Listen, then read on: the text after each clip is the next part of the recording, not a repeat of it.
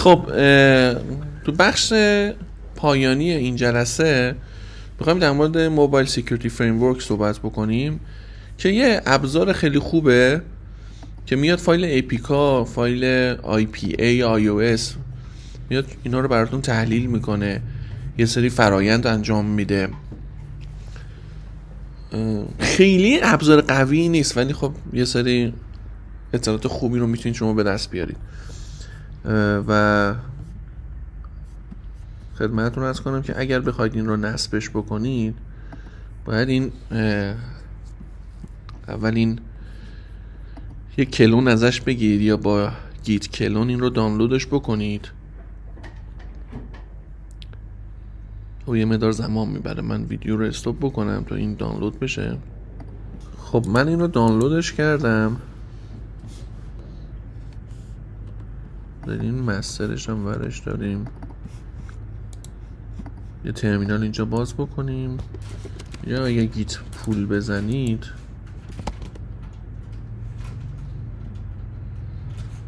بعد کلون میکردیم. آره تو دانلودیش نمیشه بچه ها. اگر چیز شد یه کاری که میتونید انجام بدید اینه که MDRF موبایل سکیوریتی گیت کلون بگیرید ازش.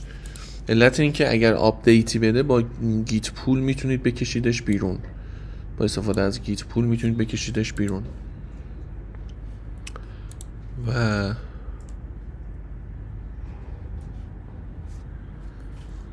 من دیگه دارم تو سیستم خودم نصب میکنم، این شکلی نصبش بکنم که راحت بشه.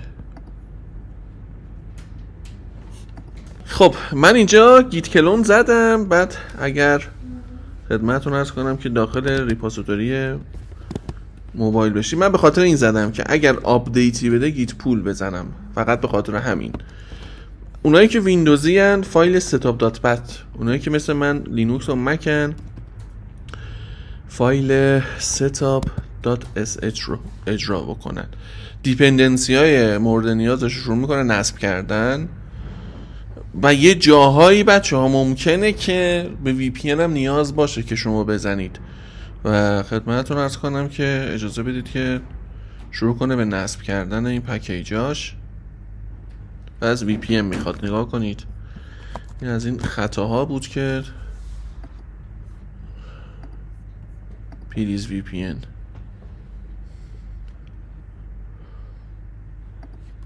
یه بار دیگه بریم. دیدید بچه ها اینجا VPN میخواست.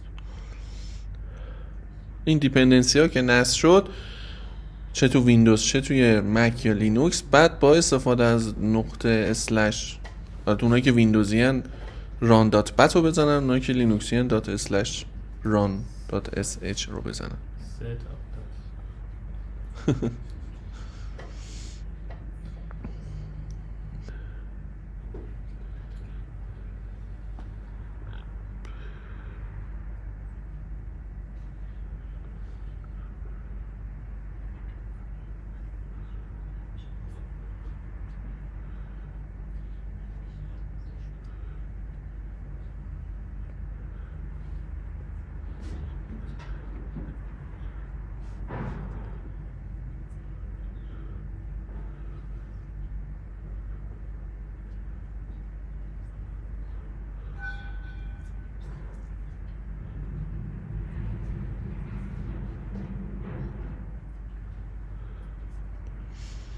من چون خودم هم نصب نکرده بودم خواستم تو کلاس نصب بکنیم که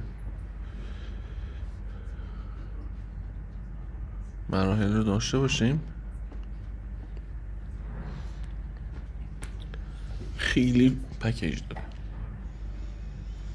کانداس دو که دیگه هم پکیج نصب میکنه.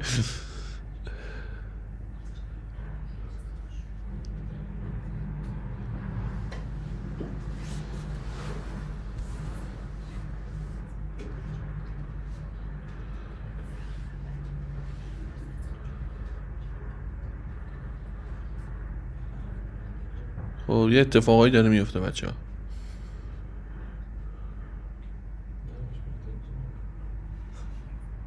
خب تموم شد. بعد بچه‌ای که ویندوزن این رو اجرا کنن، بچه‌ای که لینوکسن run.sh رو اجرا بکنن. بچه‌ها یه وب سرور براتون میاره بالا. اگر شما یه اپلیکیشن بدید بهش، بکنم تو داکیومنت هم داشتم، اینجا درگش بکنید، این شروع میکنه تحلیل کردن اپلیکیشن و اینجا هم آپدیت هم داده. هر موقع هم گیت پول بزنید بچه‌ها این تمام فایل ای پی رو داره، یه مقدار زمان میبره. میتونید روی سرور آنلاین هم بیارید اگر خواستید. همه اطلاعات مربوط به خدمتتون عرض کنم که ای پی رو بهتون برمیگردونه. بیشتر برای تحلیل استاتیک آنالیز خوبه. بحث داینامیک هم داره، فریدام داره، ولی خب خیلی سخت میشه باش کار کرد. و یه نکته‌ای که وجود داره اینه که یه سری موارد رو میاد بهتون اطلاع میده، توی گزارش به شما میده. فایل گزارش هم میتونید بگیرید، یه فایل گزارش خیلی خوب هم میتونید بگیرید. بعد یه ابزار دیگه هم میخواستم در موردش صحبت بکنم تا اینکه نصب بشه، اووردش دیگه، تا اومدم بگم اومد دیگه. یه چیزی هم داریم به نام ابجکشن. بچه‌ها اینجا رو نگاه بکنید، اطلاعاتش رو میاره میگه. مثلا خدمتتون عرض کنم که اسم فایل، هشا، اطلاعاتی که اینجا وجود داره، اسم پکیج، میره پارس میکنه دیگه، همون اطلاعاتو پارس میکنه، میکشه میاره بیرون. اینجا مثلا میگه اکتیویتیاش، سرویساش، رسیوراش، پرووایدراش. بعد خدمتتون عرض کنم که اینجا باز میتونید اندروید منیفستش رو ببینید، میتونید سورسش رو ببینید، میتونید اسمالیش رو ببینید، میتونید خود ای پی رو دانلود کنید، میتونید اسمالی کدا رو دانلود کنید، جاوا کدا رو دانلود کنید. اطلاعات در مورد سیگنیچر به شما میده. خیلی چیز نیست، اینجا پرمیشن هایی که اون اپلیکیشن داره استفاده میکنه و یه سریش رو بهتون میگه مثلا اینا طبق استاندارد نباید داشته باشن. بچه لزوما این نشون دهنده این نیستش که این مشکل امنیتی داره ها. یا این پرمیشنه چون داره روی استی کارتت به اصطلاح رید و رایت میخواد بکنه، این به قول گفتنی از این لحاظ. بعد اینجا بهتون اطلاعاتش هم میگه. حالا بیایم بالاتر باز. بعد یه قابلیتی که داره،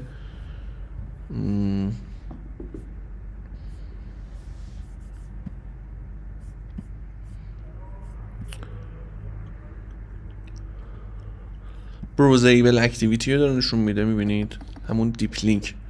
خدمتتون عرض کنم بحثایی مربوط به نتورک سکیوریتی، پالیسی هایی که وجود داشته باشه. بعد میفرسته توی یه سایت هایی برای بحث مالور آنالیز، میاد توی بخش های کد آنالیز براتون میکنه. اینجا میاد میگه که مثلا به طور مثال این داره به صورت کلیر تکست اطلاعات رو تو استوریج ذخیره میکنه. بچه لزوما این اطلاعاتی که اینجا داره میگه حتما چیز نیستش. آره حتما چیز نیست، ولی اینجا میاد در مورد همون چک لیست او وصفی میاد چک میکنه. اینجا بهتون میگه که چه اتفاقایی داره میفته اینجا. یعنی فایلای اس او، حتی فایلای باینریتون هم تحلیل میکنه براتون.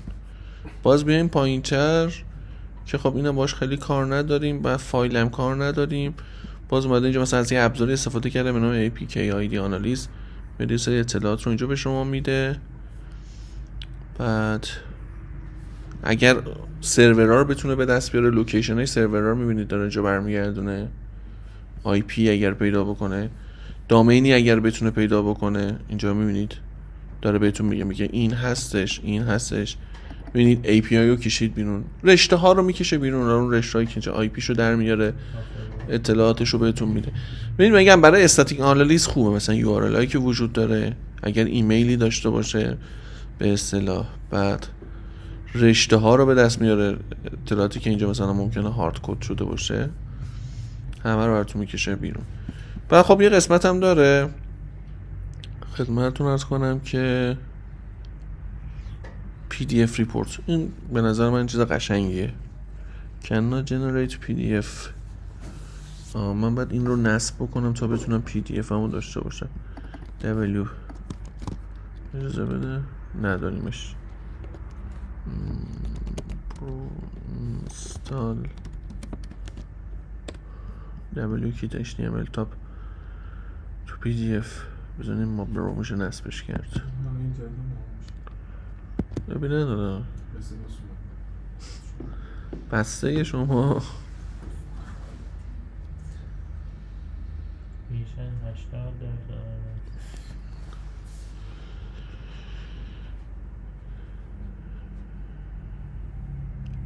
80 حجمی نداره. یه چیزی قشنگی که داشت اون خروجی پی دی افشه که میاد به شما خروجی پی دی افشون میده. بیشتر میگم برای تحلیل استاتیکه، ولی خب قسمت داینامیک آنالیز هم داره، ولی خب کار کردن باش یه مقدار سخته.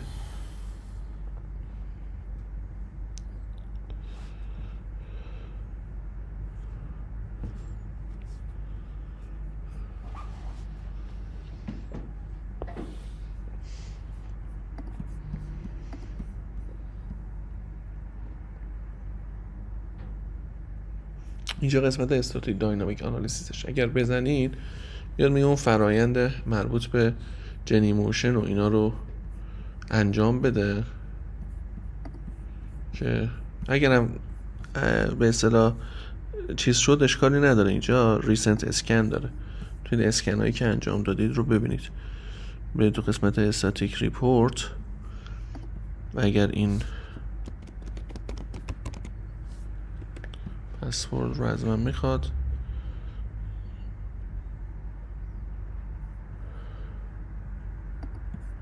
اگر من بیام اینجا قسمت پی دی اف ریپورت رو بزنم